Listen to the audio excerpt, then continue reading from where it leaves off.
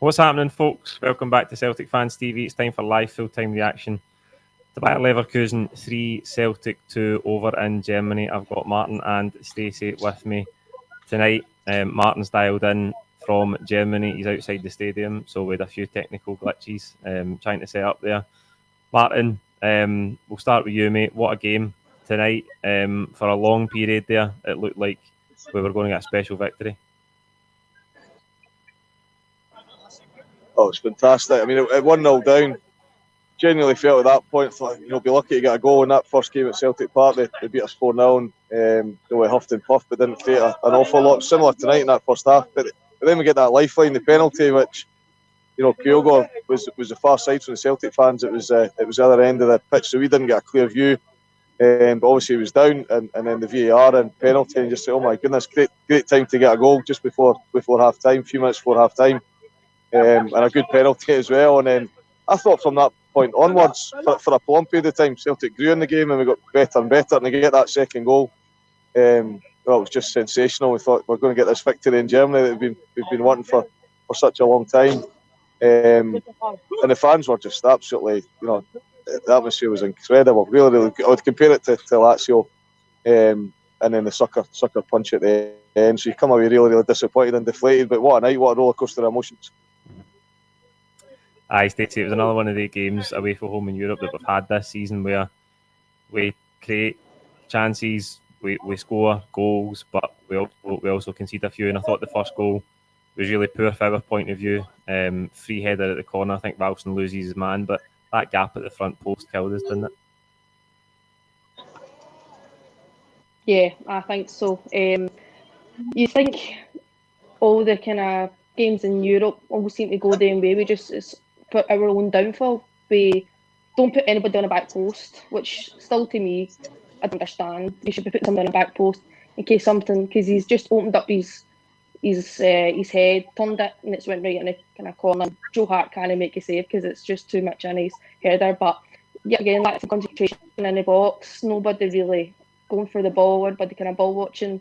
Ralston kind of looked like you said, loses his man, and a poor goal to concede in a manner, because it seems to be that set pieces is just the kind of main reason why we're losing so many goals this season. But it's an Achilles heel, set pieces and corners, and it's just always the same. And in Europe, you can't be doing that. It's where you get found out, and we get found out this time. But I can't take away from performance. My overall feeling is gutted because we should have took something to the game. I thought our periods we were comfortable, especially in the midfield. I thought Beaton had a brilliant game till he came off. But set pieces, it really needs to be worked on more, because we're scoring plenty. We should be stopping these kind of goals, because if it wasn't for if we keep conceding, we're not going to get very far. But we've still got European football after Christmas, so that's a positive you can take from tonight. Yeah, Martin, I thought in the first half there wasn't much in it from our point of view, but as you say, Kyogo wins the penalty out of nothing really. He puts his head in, he's willing to get hurt. The keeper absolutely clatters him. A penalty out of nothing though, and Juranovic sticks it away. And then as you say, we did grow in the game, and I thought after half time we were much stronger. Yeah, I mean that second goal almost felt like it was coming. It didn't. It wasn't a total surprise, but what a great move. I think it came down the wing with Forrest, in particular involved in that goal. And it broke to Kyogo, and he just knew that he was going to know what was going on round about him, and he was very aware that Jota was behind him, and he played the pass perfectly into his path, and what a cool finish. I don't think Jota had one of his better games up until that point, but you wouldn't want it to fault anybody else other than potentially Kyogo himself. But Celtic end was just absolutely wild, and at that point you thought 2-1 didn't feel like it was unjust. Felt like there was a second goal potentially coming. And then genuinely, Paul, my feeling at the game was we can see this out. I know there's still a long time to go, but Celtic were playing with a lot of confidence and passing the ball about. There's always that risk they're going to get in behind us, and they did that a few times. In fact, they broke through the centre of the penalty box on a couple of occasions, and almost looked too easy. And one I remember, and I'm sure it'll be talked about for a long, long time, was Joe Hart's save when he made not just one but a second save. It was incredible. Hopefully we'll see that time and time again. But he kept us in the game. I wouldn't have been surprised if Celtic went on to get a third. You know, we're really playing with a bit of confidence and passing the ball. But as I say, the front three in particular were really good. The bit that changed the game, and I'm sure you'll come to this, Paul, was the substitutions, and it was just like a completely different team. I think it was 4 subs within a couple of minutes of each other, and the shape of the team and the energy levels in the team just changed significantly, and that was really the difference in the latter stage in the last sort of 10 minutes. Aye, absolutely. I thought that second goal was brilliant. It starts with Joe Hart, actually. He comes and claims a cross. Like, great kick out to the right-hand side for Forrest. Flicks it round the corner to Turnbull. They play a 1-2 into Beaton. Beaton's pass is poor, but Frimpong slips. And Kyogo's awareness, because he's not looked behind him. He just swivels and he knows that Jota's there. And what a finish it was. And at that stage, you thought, can we hang on? Can we see this out? And we did have all our openings in the counter-attack. That's one thing we've done brilliantly this season away from Europe. Counter-attack really, really well. Wasn't it to be, though, Stacey? And we lost 2 goals late on. Again, I thought poor goals, but as Martin said there, we need to come out. Everybody's talking about it in the comments. The subs killed us tonight. They did, didn't they? Yeah, they absolutely did. It's 70 minutes you expect to make subs anyway in European football. But subs did really let down. They didn't really offer much. The impetus in the game kind of slowly fizzled out when the subs were made. Mickey Johnson tried to make things happen, but it just wasn't pulling off. I get he's not very good on his own up front anyway. He's just running looking for kind of in between and stuff like that, but it doesn't pull off. But we seem to, in the last 15 minutes, we just seemed to like kind of tire out, I think. They kind of just got a hold of the ball and kept getting in behind. I thought Ralston, you can see that he's found his level, I think. He tired out, yeah. He kept kind of balls over top of him and they kept getting caught out, and they were going to the byline getting balls in the box, so he did get caught out a few times, but you need to take your chances, and you got to see the game. Like, obviously in 70 odd minutes you expect to make subs, but they didn't really offer anything, and that's when the kind of game fizzled out and we didn't really seem to create anything after that. I thought Forrest done tremendous in his first game back. He offered a lot going forward, and you can see he offered more in the experience than Abad. I know Abad is still young, but you can see the difference Forrest makes, especially that flick for the second, the goal for obviously Jota. Do you know what I mean? So you can see the difference they make. But yeah, after the subs were made, it just went down. And I thought Beaton was probably my player of the match. I thought he was man of the match. I thought he strolled that midfield, he kept it tight. He made tackles when they were going to kind of into the final third. So, but yeah, I think the subs cost us, and I think we just tired out towards the end. But I'm not complaining too much because I didn't expect to go there and get anything from the game, and we should have and probably could have got something from the game, but just one of them games you dust yourself and move on to the next one. Aye, that's the story. That's the story of the European away games this season. And I think in all of them, obviously we beat Ferencváros, but even in Betis, you felt like we could get something. And Martin, we did. When Beaton came off, we seemed to lose control in midfield, didn't we? Aye, we did. I mean, we've missed Roderick in the centre of the park, and Beaton's come in. A lot of people have said it, and we all agree that Beaton's not Roderick, and he's not giving us the same, doesn't have the same impact in the game. But then when Beaton gets replaced with McCarthy, and that's happened a number of times when McCarthy isn't Beaton, and we keep thinking he'll get there, and I thought at the weekend actually he did okay when he came on, but tonight he just looked like he was chasing shadows, and that's the bit that frustrates me. You think, just come on and give 100%. As Kyogo does, as Jota does, as several other players do in that team, and that's one of the reasons why we've been so good this year, and the fans have really wanted the team, is that energy level and effort.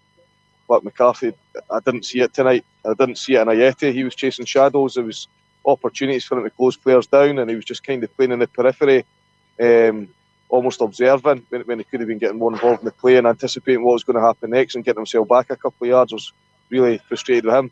Mikey Johnson normally comes on and makes an impact, and he didn't, and then Abada also failed to make an impact. So out those 4 players that came in, all of them failed to make any impact in the game, and that was the real frustration. I mean, you take off your 2 superstars in Kyogo and Jota, and a combination of the opposition having to chase the game as well. It was just and the ingredient was there for them to get at least one goal, and obviously they got the two.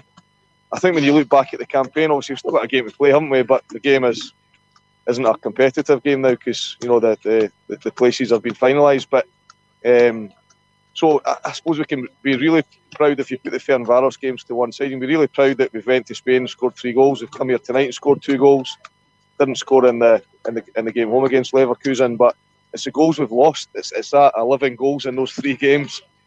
That will now be 7 against Leverkusen over 2 games, and then 4 against Betis. So 11 goals in 3 games is a sore one, isn't it? And that's the bit we still need to get right. But we also need to get bench strength. And again, the fans, we're stating the obvious here. The fans know that we need the guys to be coming off the bench and it making a real difference, rather than thinking, oh my goodness, who's he brought on, and almost anticipating that there's going to be an immediate decline in the performance of the team, which is what happened tonight.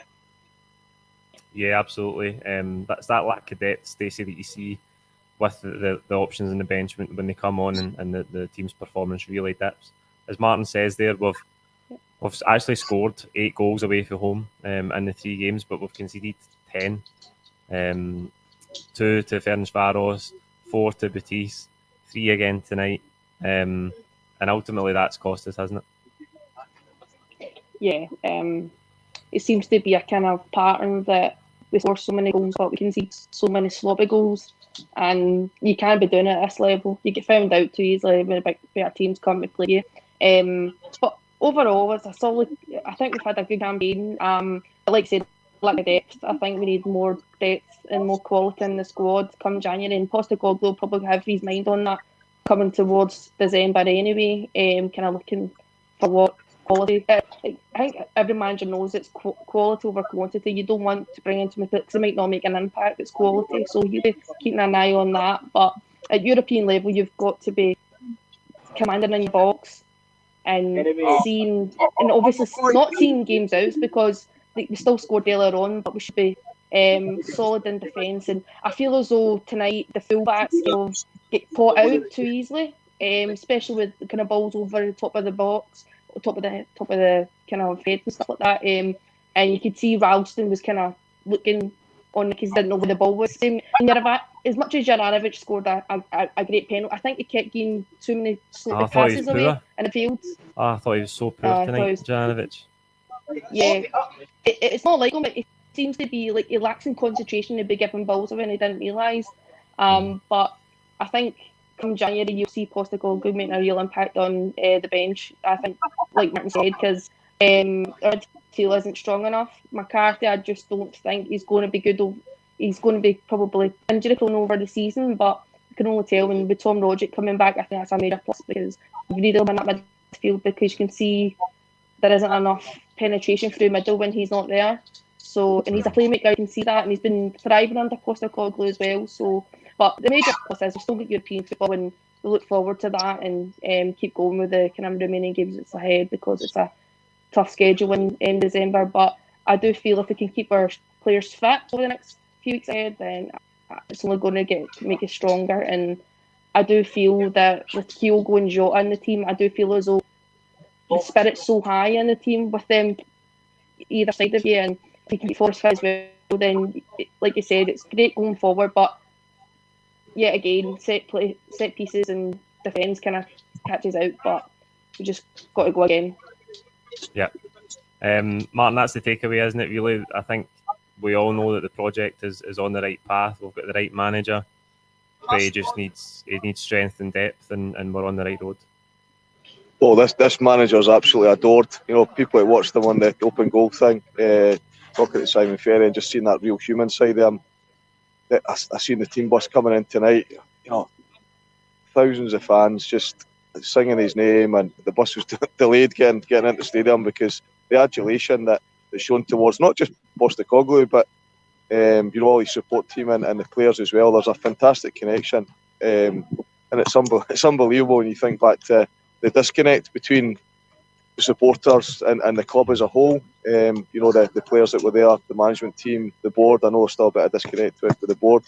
Recognise that, but the love and the warmth that's shown towards the manager and the team just now is incredible. That so pre-match was sensational. Just thinking, wow, it was like we just won the European Cup. The reception that the team got coming into the stadium, And then at the end, despite everybody being absolutely gutted at losing a late goal, in fact 2 late goals, they've been so close to a sensational victory in Germany. To a man, all the supporters stayed in the stadium, and it was a standing ovation for Postecoglou and the players as well, and you could see the dejection in their faces. So they've done themselves proud tonight. They worked really, really hard. If you told me we're going to come here and lose by a goal, you obviously would still be disappointed, because we needed to come here and get a draw tonight. In actual fact, a victory was no better than a draw. A draw was really the result that we needed, because we still have to go into that last game and beat Betis with them winning tonight. So it wasn't necessarily about getting the victory, it was about trying to get a draw, and we were so close to achieving that. So proud of the team tonight. If I'm being honest, you can continue to see the progress that they're making. Let's not kid ourselves on. If you break that team down, there are only 4 or 5 players that you think are really, really top drawer. The keeper is undoubtedly a major asset for the club. I'm not sure we've got much in the defenders. They're all growing in stature, and they're all becoming steady and consistent. But I'm not sure we've got any superstars in there, in my opinion. Then when you get in the midfield, the front three, it's just whether it's now Forrest rather than Abada. I think he's the one that the fans, everybody, the reaction to that news tonight was positive. So I think you'd say the front three being positive, Jota and Kyogo, and then the captain, undoubtedly, Rogic's become a bit of superstar. He's rejuvenated, and then the keeper. But we need more than that. We can't rely on that small group of 5 or 6 that are, at a higher standard than the rest of the team. We're going to have to bring in 2 or 3 that can really add to that 5 or 6 that we can rely on being good every single week. Yeah, absolutely, and I think that's the priority for January. Not to be for the great European away victory tonight, but we'll be in the Conference League after Christmas. It's back to domestic duty now on Sunday against Aberdeen. That's it for the live full-time reaction tonight. Like this video, comment with your own thoughts below. Don't forget to subscribe if you haven't already, and we'll see you on Saturday for the build-up to that game against Aberdeen. Cheers.